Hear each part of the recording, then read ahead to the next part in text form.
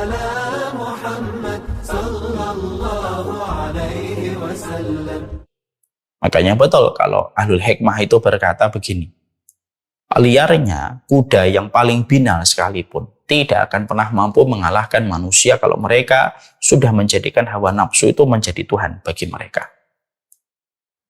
Bapak dan Ibu, saya pernah kaget ketika mendapati satu berita yang cukup viral. Ada monyet di daerah kawasan Kalimantan kalau tidak salah, dijadikan objek seksual. Jadi monyet itu didandani pakai rok, pakai daster gitu, terus dikerangkeng oleh pemiliknya, dan ternyata dijadikan budak seks. Yang membuat kita tidak percaya adalah bagaimana monyet ini menjadi pelampiasan seksual. Banyak laki-laki bejat dibayar setiap transaksinya itu 3.500. Ya.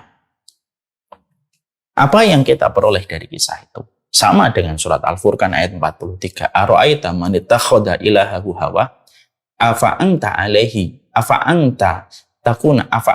takunu alaihi wakila. Apakah kamu tidak memperhatikan orang kalau sudah menjadikan hawa nafsunya itu Tuhan bagi mereka, dan apakah kamu bisa menjadi pemelihara atasnya? Tidak bisa. Kok bisa ada orang laki-laki berzina bukan hanya kepada sesama laki-laki, naudzubillah min dzalik, sampai kepada binatang, dan ternyata tidak pernah sepi. Makanya sampai ketika monyet itu diambil, diselamatkan, monyet itu trauma kalau melihat laki-laki.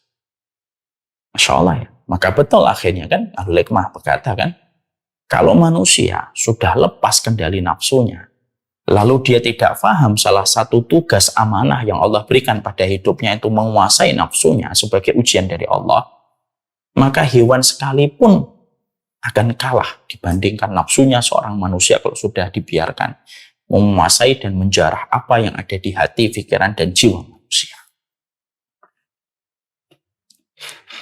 Akhirnya apa? Ya afa anta takunu alaihi wakila. Emang kamu bisa menjadi pemelihara orang yang sudah mengikuti hawa nafsu? Tidak bisa. Tidak bisa. Kita dapatkan orang homo, lesbian, kalau mereka sudah menjadikan hawa nafsunya, tidak bisa. Allah kunci hatinya, Allah kunci pendengarannya, Allah kunci matanya kalau sudah mengikuti hawa nafsu. Karena apa? Karena Allah selain menjadikan manusia itu, mereka itu diuji dengan hawa nafsunya, tapi Allah itu dengan sifat rahmatnya masih memberikan kepada manusia itu banyak senjata untuk melawan hawa nafsu itu. Ilmu, mengingat mati, balasan Allah nanti di akhirat, ketakwaan, ketemu orang soleh, itu semuanya senjata untuk melawan hawa nafsu. Tapi kalau sudah tidak bisa melawan, kalau sudah tidak ada, artinya dia tidak memiliki kesadaran bahwasanya hidupnya itu melawan hawa nafsu, ya sudah, hawa nafsu akan diperturutkan terus. Sampai akhirnya kita mendapati kejadian semacam itu. Ada orang memerkosa anak kecil, gitu, padahal dia punya anak mungkin. Tapi dia melakukan itu tanpa merasa bersalah. Ya, kita bisa jumpai ya, bagaimana ada orang berzina dengan binatang.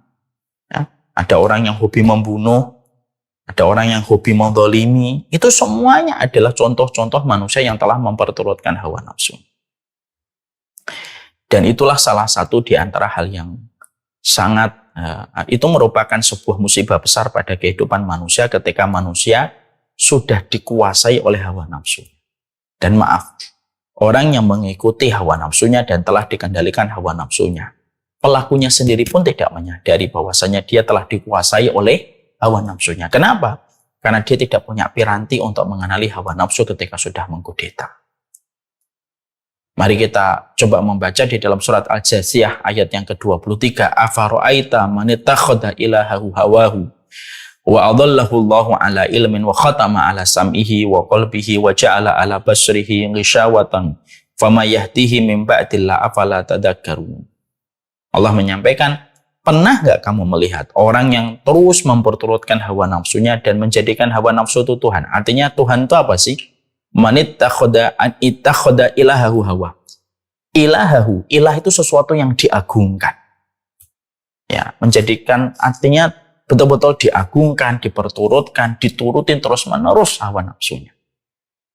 Dan dia hidup untuk menuruti kemauan hawa nafsunya. Allah menyampaikan dalam sebuah pertanyaan yang bersifat untuk mencela sekali bagaimana orang itu kalau sudah menjadikan hawa nafsu sebagai Tuhannya. Apakah kamu tidak pernah memperhatikan orang yang mereka itu hidupnya hanya memperturutkan hawa nafsu? Maka Allah akan membiarkannya. Allah membiarkannya. Makanya orang kalau sudah di hawa nafsu itu kadang-kadang bagi orang yang masih memiliki fitrah hati yang sehat, sering berkata tidak habis pikir kalau perbuatan itu bisa dilakukan. Karena apa? Ingat loh, Allah sudah membiarkan.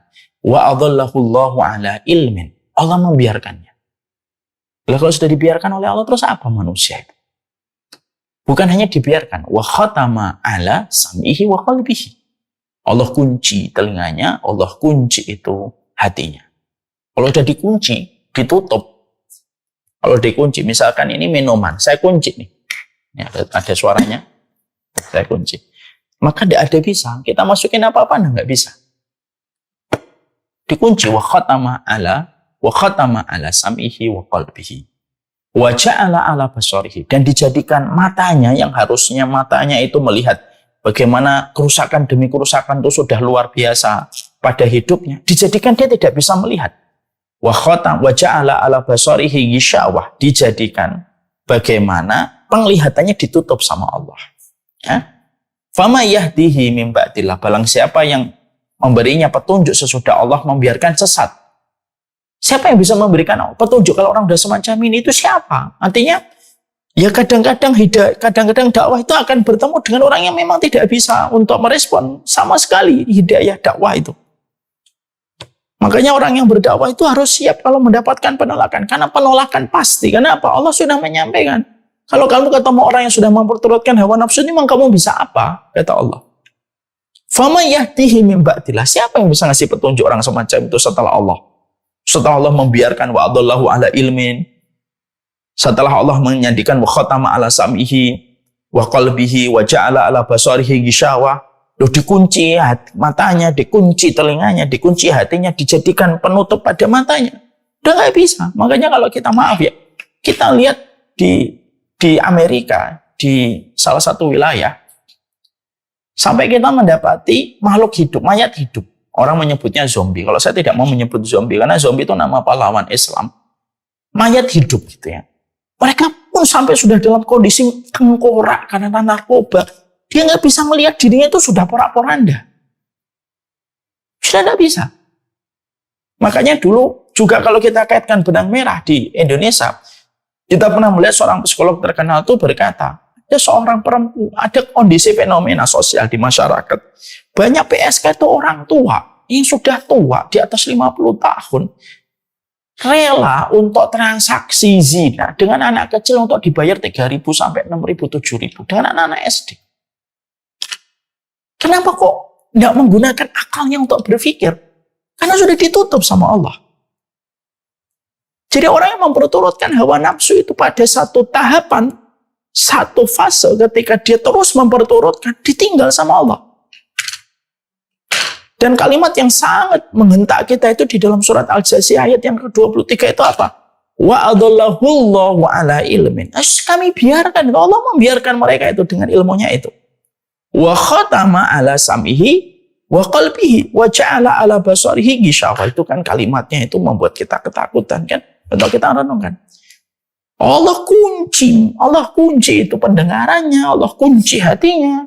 Allah jadikan matanya tertutup sampai kerusakan demi kerusakan itu menimpa kepada dirinya. Akibat hawa nafsunya pun dia tidak bisa melihatnya. Dia tidak bisa untuk mencerna lagi. Orang yang sakau, na'udzubillahi min dzalik, nasallallahu alaihi wasallam. Orang dia sakau dia sampai dalam kondisi kesakitan sekalipun, dia tidak bisa melihat dirinya ketika diperlihatkan video ini, loh kamu ketika sakau itu kayak gini. Dia nggak bisa melihat. Kalau terus memperturutkan, orang kalau zina diperturutkan terus, dia tidak bisa melihat akibat dari perzinahan itu. Beberapa hari yang lalu saya pernah melihat di YouTube ada sebuah tayangan di blur wajahnya untuk Berbicara tentang fenomena sosial di masyarakat kita, ada seorang PSK, WTS gitu. Dia sudah terjangkiti dengan HIV, tapi tidak berhenti dari perbuatannya. Dan dia sadar dia akan menularkan itu kepada banyak laki-laki yang berzina dengan dirinya. Hal itulah yang menjadikan kita harus paham. Jadi rusaknya dunia ini itu karena hawa nafsu. Dunia ini cukup bagi mereka yang mampu mengendalikan nafsu keinginannya. Tapi dunia ini tidak pernah cukup untuk keinginan hawa nafsu satu orang pun nggak akan cukup.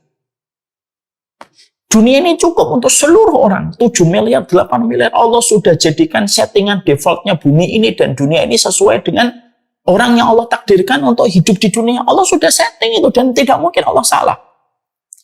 Dunia itu tuh cukup untuk setiap orang kalau mereka itu tahu bagaimana menjalani kehidupan yang baik dan tidak memperturutkan keinginan hawa nafsunya. Tapi dunia ini cukup untuk 8 miliar orang kalau mereka berlaku baik dan benar. Tapi dunia ini tidak pernah cukup untuk keinginan hawa nafsu satu orang pun. Nggak pernah cukup. Dan itu yang menjadi perhatian kita. Jadi di sini kita memahami bahwasanya inilah yang disebut dengan hawa nafsu. Definisinya hawa nafsu. Jadi kita harus paham hawa nafsu itu fitrah pada kehidupan. Yang kedua, hawa nafsu itu menjadi ujian bagi orang yang beriman. Dan kita mendapati pengertian hawa nafsu. Ada konteks yang positif, ada konteks yang negatif digabung. Artinya sesungguhnya hawa nafsu kalau diperturutkan dengan baik, maka dia menjadi mubah. Kalau dia dididik dengan baik, maka menjadi sebuah ketaatan. Tapi kalau dibiarkan karena kita tidak sadar bahwasanya kita harus betul-betul mendidik hawa nafsu kita supaya kita mampu mengalahkan hawa nafsu kita. Yuk kita itu menjadi hina dan itulah konteks tercelanya hawa nafsu pada diri manusia. Itu yang ketiga. Apa yang keempat? Nanti kita bahas. Ini masih panjang pembahasan masalah hawa nafsu. Artinya hawa nafsu itu terus ada. Nanti adzan maghrib, hawa nafsu main lagi. Nanti ketika ada makanan, hawa nafsu main lagi. Nanti ketika ada istirahat, hawa nafsu main lagi. Nanti melihat istri ada hawa nafsu main lagi. Ketika kita mungkin menyanyiakan dan mendoliminya, melihat suami, hawa nafsu ada. Setiap perjalanan hidup manusia tidak pernah lepas dari hawa nafsu. Dan Allah ciptakan hawa nafsu pada dasarnya menjadi ujian bagi kehidupan manusia. Ini part yang pertama. Jadi nanti insya Allah masih kita bahas belenggu hawa nafsu. Nah, kita sudah diingatkan oleh Abdullah bin Mas'ud, sayati zamanun yaqutul hawa anil haq, akan datang satu hari ketika hawa nafsu itu mengalahkan kebenaran dan merajalela pada kehidupan. Naudzubillah min dzalik. Allahumma inna na'udzubika min ilmin la yanfa wa qalbin la yakhsha wa du'ain la yusma wa nafsin la tashba. Wassallallahu ala nabiyina Muhammad. Part yang pertama dari hawa nafsu kita bahas 3 poin. Nanti kita akan bahas poin-poin berikutnya.